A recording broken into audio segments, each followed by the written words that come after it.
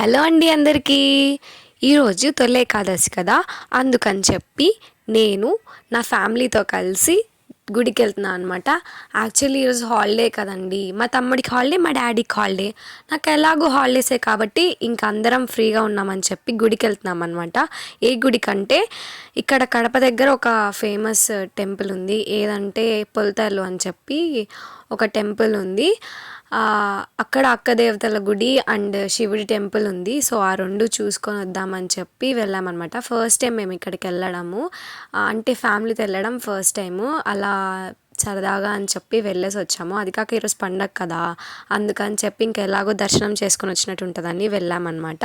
So ఇంకా చాలా ప్రశాంతంగా మంచిగా గడిచిపోయింది ఈరోజైతే.